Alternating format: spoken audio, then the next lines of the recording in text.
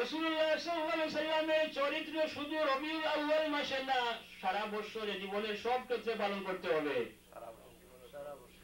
সিরাতুন নবী অর্থ হলো নবীর চরিত্র। যেমন রাসূলুল্লাহ সাল্লাল্লাহু আলাইহি সাল্লাম কিভাবে খানা খেয়েছেন, কিভাবে বাথরুমে ঢুকেছেন, কিভাবে বের হয়েছেন, কিভাবে মসজিদে বসেছেন, কিভাবে ঘুমাইছেন, কিভাবে নামাজ পড়েছেন, এইগুলা হলো রাসূলুল্লাহ সাল্লাল্লাহু আলাইহি সাল্লামের চরিত্র, ঠিক কি না? রাসূলুল্লাহ সাল্লাল্লাহু আলাইহি সাল্লামের চরিত্র শুধু এই রবিউল আউয়াল মাস আসলে না, সারা বছরে রাসূলুল্লাহ সাল্লাল্লাহু আলাইহি সাল্লামের সিরাতুন নবী বা রবিউল আউয়াল মাসের তার সাথে কোনো সম্পর্ক নাই। রাসূলুল্লাহ সাল্লাল্লাহু আলাইহি সাল্লামের সিরাতুন নবী আমরা সব সময় পালন করতেছি। যখন আমি নামাজ পড়তেছি তখন আমি সিরাতুন নবী পালন করতেছি। যখন রাসূলুল্লাহ সাল্লাল্লাহু আলাইহি সাল্লামের শিক্ষা দেওয়া অনুযায়ী আমি ঘুমাইতেছি তখন সিরাতুন নবী আমি পালন করতেছি।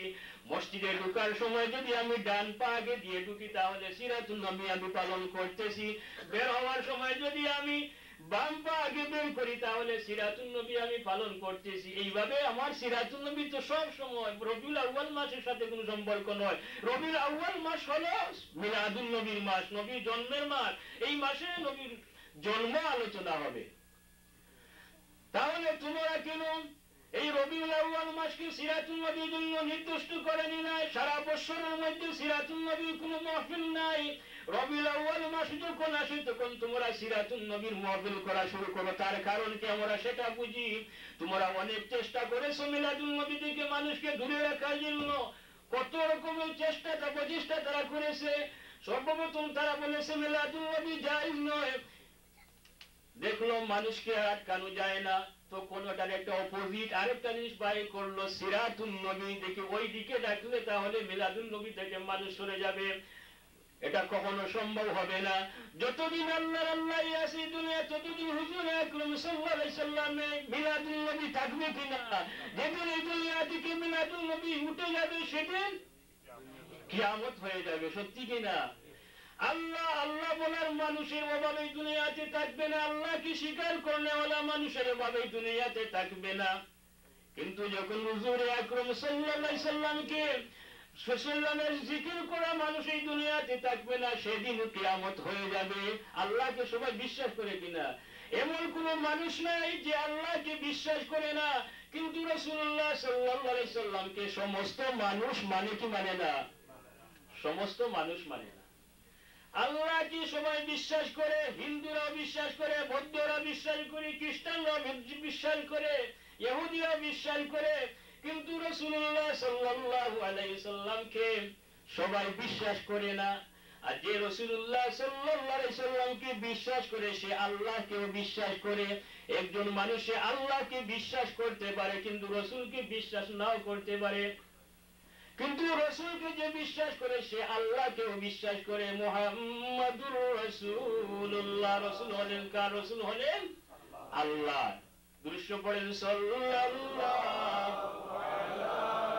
মুহাম্মাদ সাল্লাল্লাহু আলাইহি ওয়াসাল্লাম, সাল্লাল্লাহু আলা মুহাম্মাদ সাল্লাল্লাহু আলাইহি ওয়াসাল্লাম, সাল্লাল্লাহু আলা মুহাম্মাদ সাল্লাল্লাহু আলাইহি ওয়াসাল্লাম, সাল্লাল্লাহু আলা মুহাম্মাদ সাল্লাল্লাহু আলাইহি ওয়াসাল্লাম। তারা মিলাদুন নবী সাল্লাল্লাহু আলাইহি সাল্লামকে বন্ধ করার জন্য,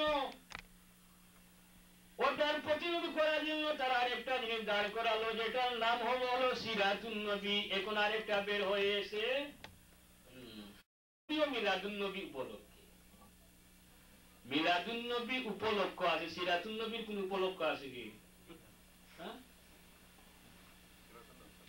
জন্ম উপলক্ষে, মৃত্যু উপলক্ষে, স্বাধীনতা দিবস উপলক্ষে, এইভাবে আছে আরো অনেক কিছু। মিলাদুন নবী উপলক্ষ হয়, সিরাতুন নবী উপলক্ষ হয় না। কথাটাই তাদের কি বলে তারা নিজেই জানে না। তো যাক, আজানের সময় হয়ে গেছে, আমি যদি সময় পাই পরে আপনাদের সাথে আলোচনা করব আজানের পরে। এখন আজান হয়ে যাবে, তারপরে নামাজ হবে। কাউসার আহমদ তিনি ইচ্ছা প্রকাশ করছেন 2 মিনিটের ভিতরে একটা নাতের রাসূল পরিবেশন করার জন্য। আমি দেওয়ান কাউসার আহমদকে আহ্বান জানাচ্ছি। খুব দুরূদ পড়েন। সাল্লাল্লাহু আলা মুহাম্মাদ সাল্লাল্লাহু আলাইহি ওয়াসাল্লাম।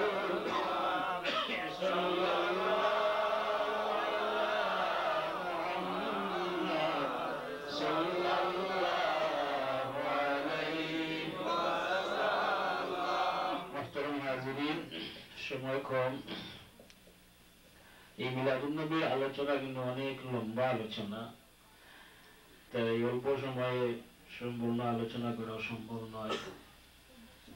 কথা হলো, মিলাদুন নবী জন্ম আলোচনা যদি কোরআন শরীফে থাকে তাহলে যাই হবে। তো কোরআন শরীফে যদি আমরা জন্ম আলোচনা পাই, কিভাবে জন্ম হয়েছে, মানুষকে আল্লাহ কিভাবে সৃষ্টি করেছে, তাহলে তো সেটা যাই হবে কিনা?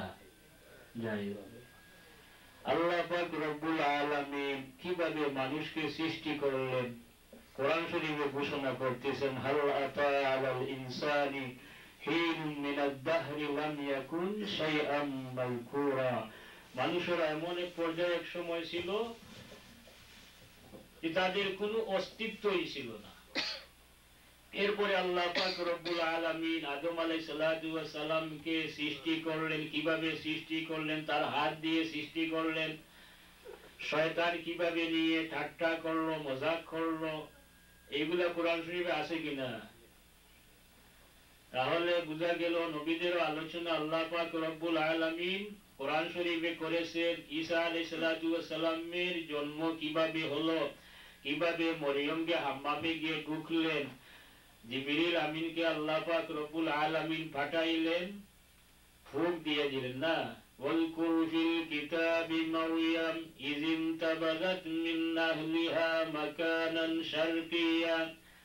মরিয়ম যখন বের হয়ে পূর্ব দিকে গেল, ফাত্তাখাযাত মিন দুনিহিম হিজাবা, যখন সে পর্দা করলো লোকদের থেকে, পরিবার লোকদের থেকে, فأرسلنا إليها روحنا فتمثل لها بشرا سويا।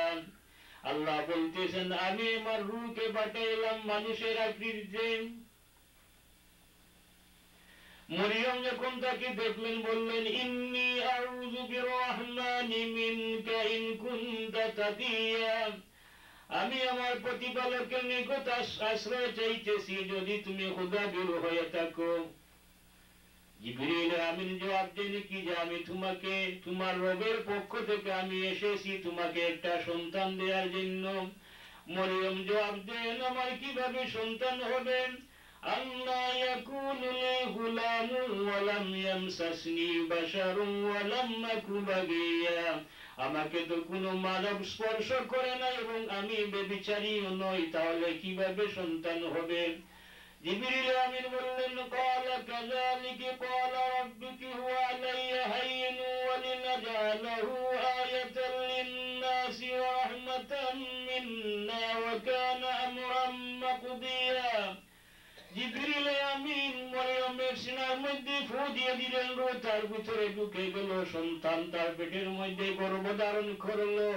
ফাজাআহাল মাখাদু ইলা জিনিন নাখলা قالت يا ليتني مت قبل هذا وكنت نسيا منسيا। মরিয়ম সন্তান গর্ভে ধারণ করে যখন সে আড়ালে গেল, সেখানে তার প্রসব ব্যথা শুরু হলো।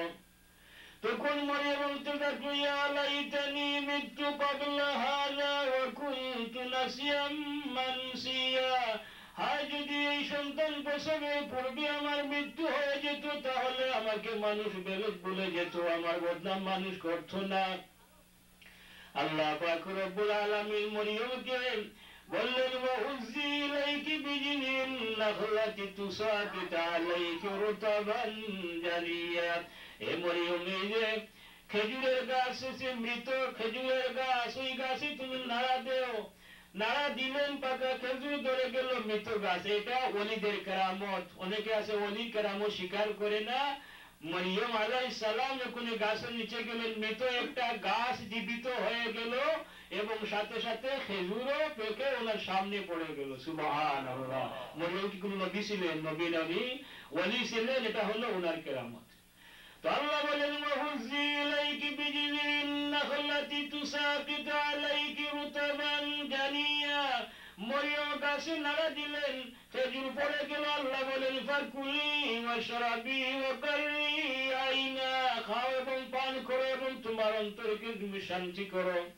فإما ترين من البشر أحدا فقولي إني نذرت للرحمن صوما فلن أكلم اليوم إنسيا।